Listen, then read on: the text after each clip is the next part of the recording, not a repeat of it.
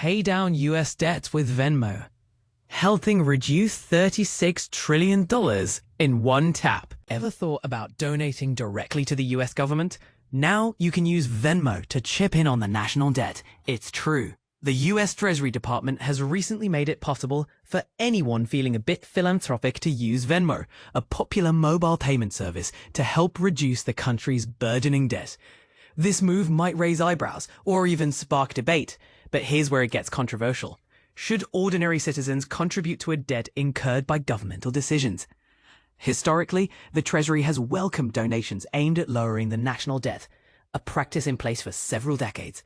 Traditionally, these contributions came through more conventional means such as checks, credit cards, or direct bank transfers.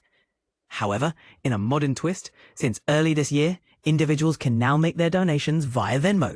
This addition aligns with the growing trend of using digital wallets and makes the process as straightforward as splitting a dinner bill with friends.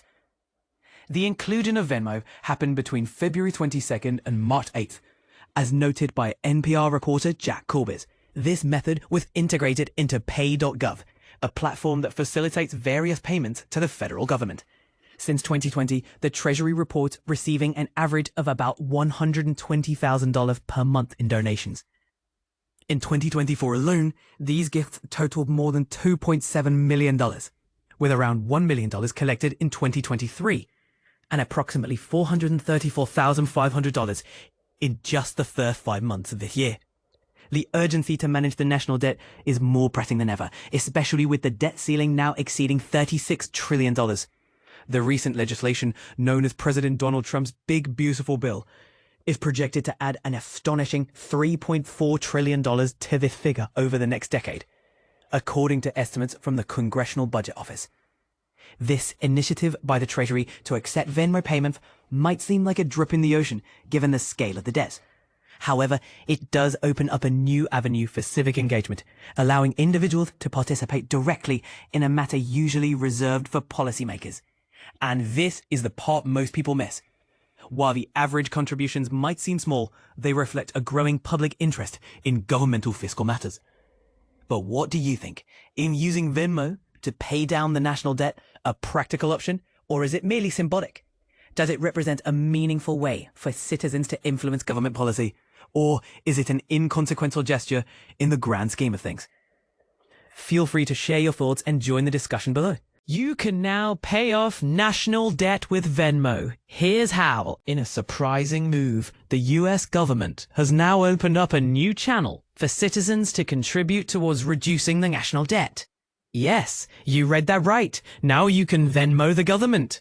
This initiative comes as part of a broader effort to make government services more accessible and appealing to younger, tech-savvy Americans. As of now, the national debt stands at a staggering $36 trillion. This has sparked ongoing debates about fiscal policies and deficit spending.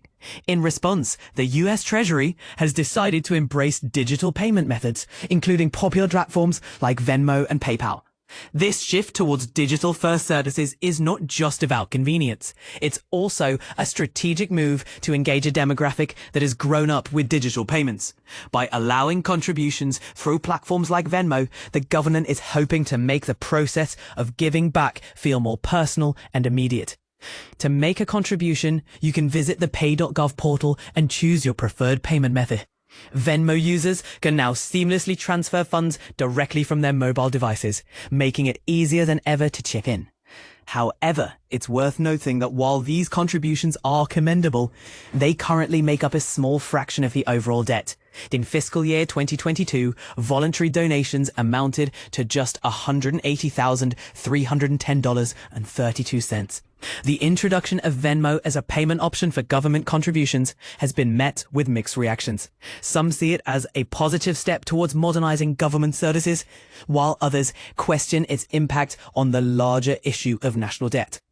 Rabin Saar, Regional Vice President of Catalyst Payments, commented on this development, saying, "Offering Venmo as a payment option indicates that governments understand and respect these preferences, making it easier for constituents to interact with civic systems online. As we move forward, It will be interesting to see how this initiative affects public engagement with government finances. Can this be the beginning of a more digital and transparent approach to managing national debt? And here's a thought-provoking question for you. Do you think allowing contributions through platforms like Venmo is an effective way to address the national debt? Or is it just a symbolic gesture? Share your thoughts in the comments below.